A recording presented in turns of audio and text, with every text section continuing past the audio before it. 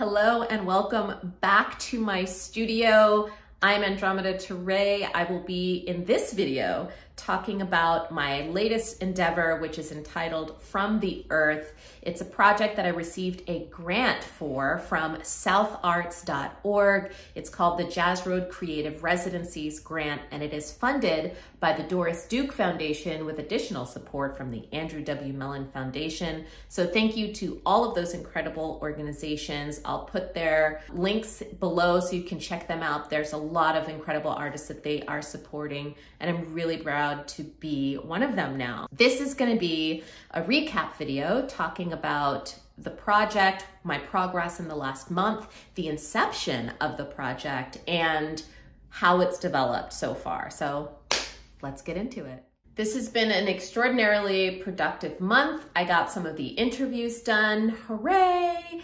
And I have found the interviews to be not only inspiring because of what the activists had to say, but also in some cases, I even received musical direction from them, which was extraordinary. And I was like, yes, bring it to me. For example, Dr. Wright Carter, who runs the Black Oak Center in Illinois, who is representing the geosphere and the earth and the soil, was telling me, like, you know, this is what the earth sounds like and it needs to be this kind of tempo. And I was like, yes, give it to me. So receiving those kind of directions were unexpected and very pleasantly received, has really helped me inform the music. In the last video, I had mentioned that I wanted to have some visuals to possibly project. And so in exploring that and thinking about hiring local photographers, I have now, out of my own pocket, started to hire students actually from the different communities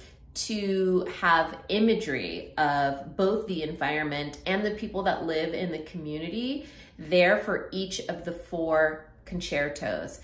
And I have enlisted an incredible visual artist by the name of Shaniqua Benitez, who is going to be taking these pictures that the students are taking and collaging them into pieces of art. I selected Shaniqua not only because I'm a huge fan of her artwork and have worked with her before and know that she does a great job. This whole project is really representative of collage. The music is a collage of traditional jazz and contemporary elements.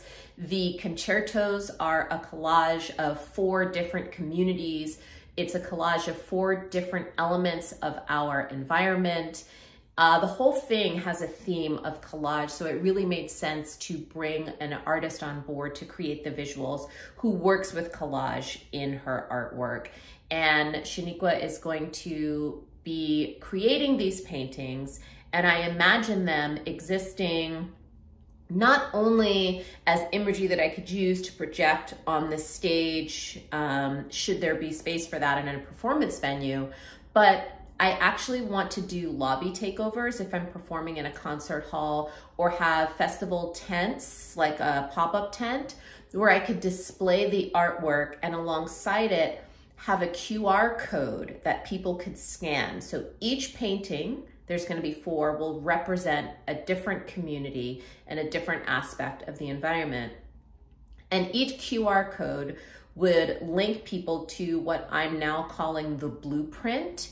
I imagine the blueprint existing as a website or perhaps even an app that would allow users to engage more deeply with these 4 communities and also engage more deeply at home and in their own communities to find more sustainable ways to live, to find more sustainable ways to impact their community on a multitude of different levels. So I not only have this piece of music be something that brings people into awareness and connects people with the earth and connects people with these 4 communities, but using that energy and that excitement that hopefully this will inspire to actually get them to engage further and click and link and, you know, let this project have a ripple effect in all the communities that I'll get to visit once I'm starting to perform this piece of music. Everything has felt like it's been gifted to me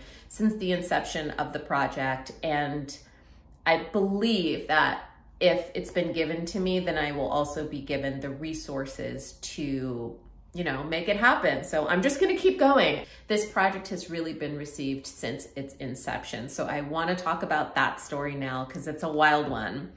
In December of 2022, my husband and I took a trip to Iceland, and it was my first time sort of engaging with very extreme versions of the spheres. I got to see and experience the black sand beach in Iceland and the sea just like roaring and rolling up on it. And it was like this really visceral experience. I got to experience the glaciers. It was my first time ever experiencing a glacier. We hiked like 2 hours, like down into a glacier. It was crazy.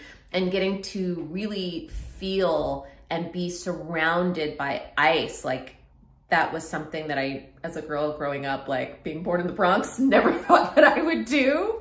And yet I did it. It was amazing.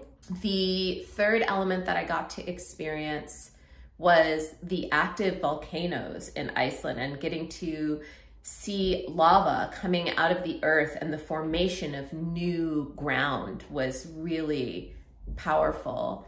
And then the last 2 days that we were in Iceland, I got to experience the aurora borealis. And it was my first time seeing the aurora with my own eyes. And it was something that I'd always wanted to see in my life. But what I didn't anticipate was the reaction that I would have to it as I stood outside in the extremely cold weather. The aurora was putting on a brilliant show both evenings, and it was directly above us. And as I was observing it, it felt as if I got plugged into something. I could feel a surge of energy and electricity running through my body, not in a painful way, in a really beautiful way. It felt like a presence that just ran through me for a moment. And when we went back to the hotel room, I was unable to go to sleep, and I wrote the snippets of the first 4 tunes, one representing each of the 4 concertos. And I really didn't feel like I wrote those songs. I felt like I downloaded them, and I just needed to get them out. That's why I couldn't sleep. And as soon as I recorded them into my microphone on my headphones in the bathroom while my husband was sleeping, trying not to wake him up, I was like, okay, I can go to sleep now. And then I returned to the States, and I was like, well, what do I do with this experience? And what do I do with these 4 snippets of songs that I've been given? And that is how I came up with the idea for this project.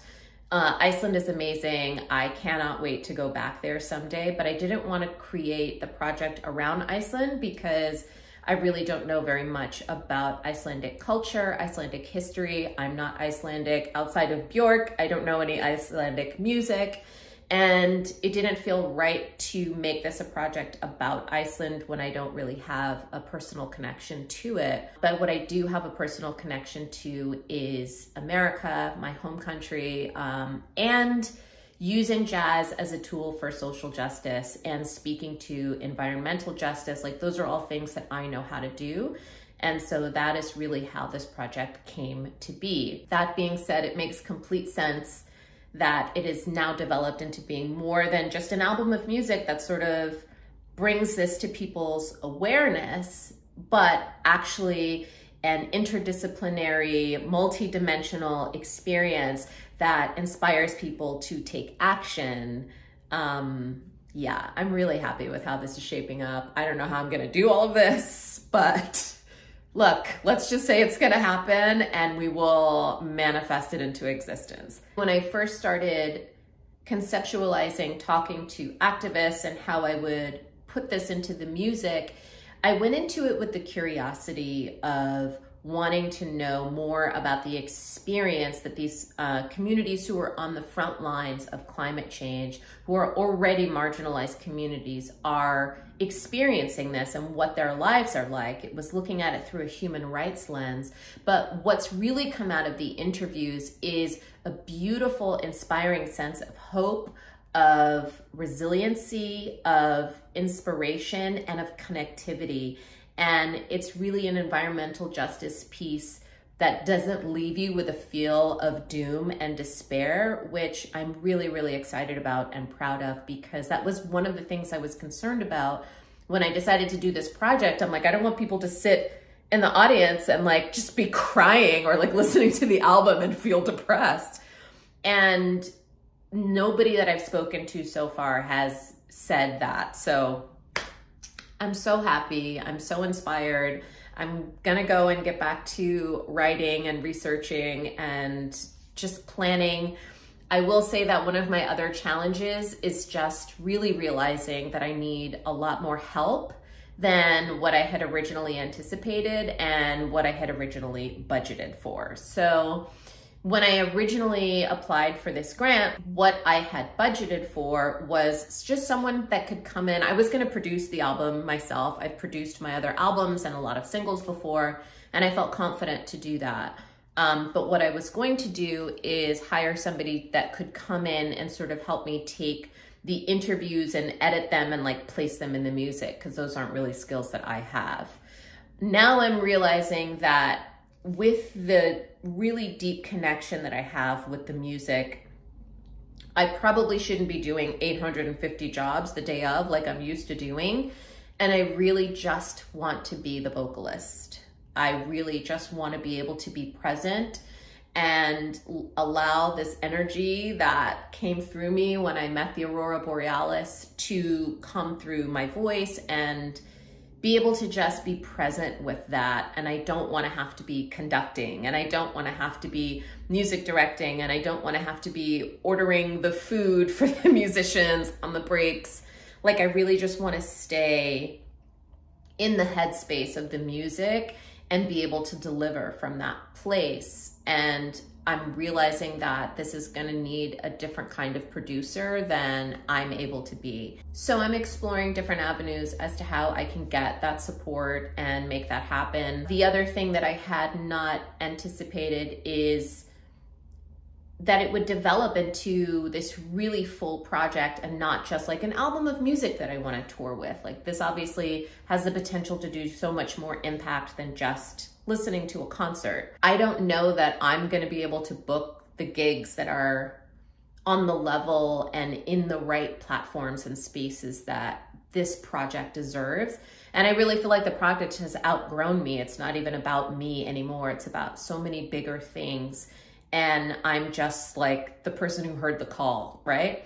And so I'm really realizing that I'm probably gonna need an agent or somebody like that that can help this get into the right spaces. In my life, with every project that I've ever done and every crazy idea that I've ever tried to bring to life, when the moment is ready, the right person always shows up to help me. And so I'm just gonna operate on faith that this will be no different, and that when the moment is ready, that I really need that producer or that assistant or that agent or whatever, that person will show up. This whole project is magic, so we're gonna just pray that the magic continues. I had wanted to reveal the names of the band members in this video. I had them all locked in except for one, and I do want to release them all together. So I don't have that for you in this video, but what I'll promise is that as soon as I have them all locked in, I'll just do like a quick video letting everybody know who's going to be performing in the band. In terms of logistical progress though, I have booked the recording studio. We will be recording the album on January 24th and 25th in Rhinebeck, New York at the Clubhouse. So the run through and the rehearsal will be on the 23rd, and then we're gonna head straight up there, get a good night's sleep, and then have 2 full days of recording this music. So that is really exciting to have all of the dates locked into place and everything set and organized. That's all I have for you today. Thank you so much for watching and listening. Thank you for all of the support, everybody that has reached out, both here online and called and texted just to give me encouragement.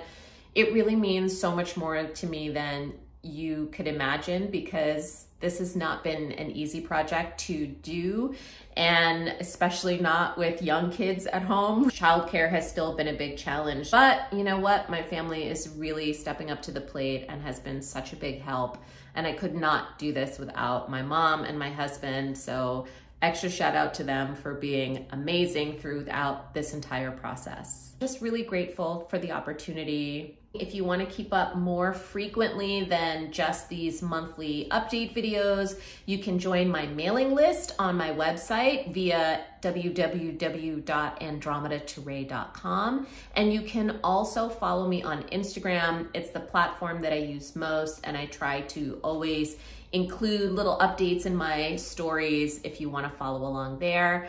I'm going to get back to writing. Have a great day. Bye.